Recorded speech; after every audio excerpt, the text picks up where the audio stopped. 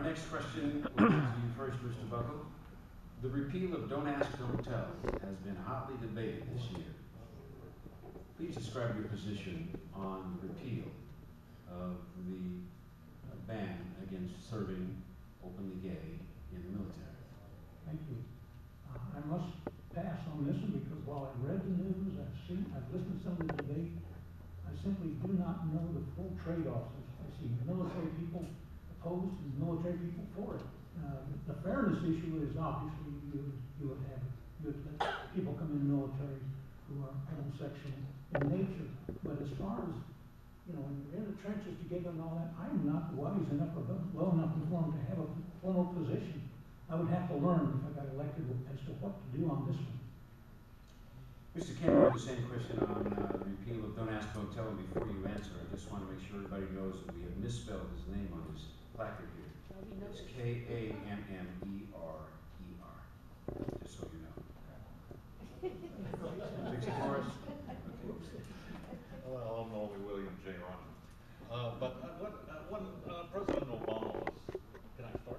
Please do. When President Obama was elected, I was actually kind of hopeful that he would get rid of the Don't Ask, Don't Tell. And I think he's been working on that, but I'm sure he thinks he's constrained. Well, he is by party politics. I don't think there's any excuse now but to remove Don't Ask, Don't Tell. Let gays, lesbians, bisexual, transgender, ever who is a soldier, studied in the military and served the country. I consider this a complicated issue. Back in 1950, that was well before I was around. President Harry Truman actually had to integrate the armed forces. It was a disgrace that African Americans who served their country couldn't go to a restaurant with white soldiers. He saw the injustice of that, and the military wasn't going to change it on their own, and he changed it. So this is an example where there's a Democrat that has done something that I admire. So I do support. I don't think President Obama's working fast enough, but I do support his efforts to get rid of Don't Ask, Don't Tell. Thank you. This next question to you first, Mr. Knemmerer. Are you for or against the extension of the Bush tax cuts? Well, that's an easy one since I just said that I was. Bush tax cuts lowered many of the income tax gradients for earned income, and in 2003, I think, and lowered the capital gains tax rate from 20% to 15%. Tax cuts like that. If these tax cuts were not extended, they're due to expire December 31st. If they were not extended, all American families and investors would automatically be hit a very big tax increase. So I do support the extension of the Bush tax cuts, and as an added thing, included in that is the so-called death tax. I think it's because Congress did not act. We have no taxes for the filthy rich estates when really rich people die this year. So if anybody's really rich and you want to pass it on this year, die before December 31st. Yeah, that's an anomaly that happened because we have dysfunctional Congress. I mean, there was nothing wrong with what President Bush's tax system had up until 2009, which was a $3.5 million exemption for basically most estates, and then a nominal tax rate. But in this case, I believe the Democrats just don't want to play with the Republicans and have a reasonable tax system. So I support the extension of the so-called Bush tax cuts. Mr. Buckel, same question. Do you support the Bush tax cuts? Because the Bush tax cuts is Billy Joe. Billy Joe. Billy Joe versus Mary Jo. So it is a step.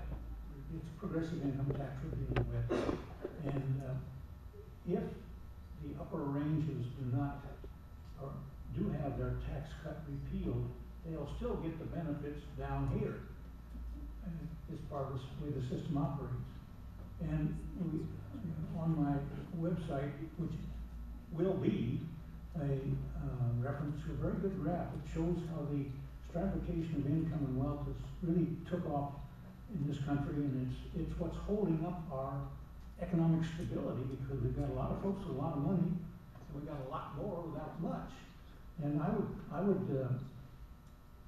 repeal the tax cut for the upper ranges simply as one of several tools our federal government has to put some purchasing power down at the bottom, because someone's got to pay those taxes to run the government, and this would, I think, would be a fair way to do it.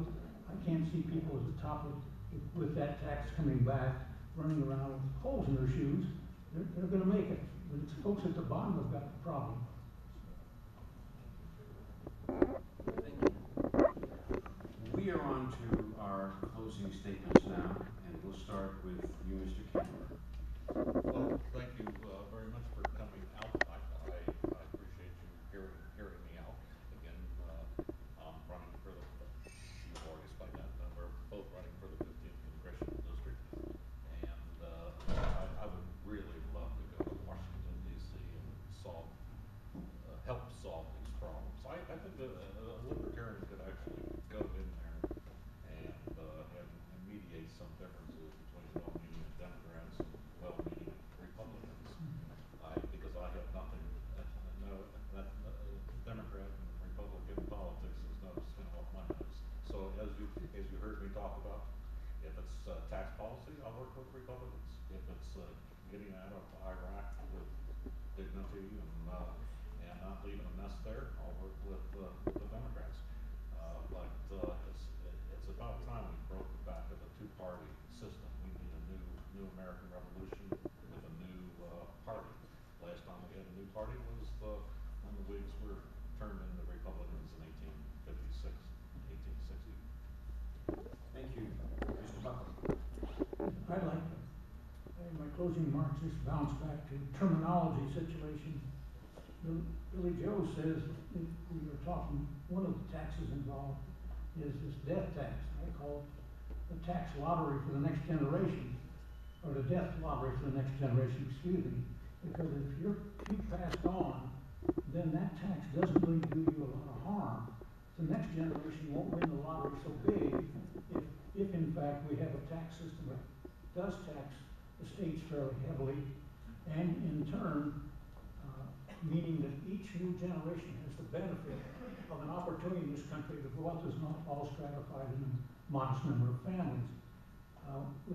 What pushed me into or prompted me to get involved was this pending war, potential pending conflict between Iran and the United States. We are literally, for no reason except the Israel lobby, going after these folks with sanctions and everything else based on somebody's idea that they're going to build a bomb when in fact they're trying to get energy independence with nuclear energy. Thank you. You're out of time. Out of time. Thank you very much, Bill Buckel and William.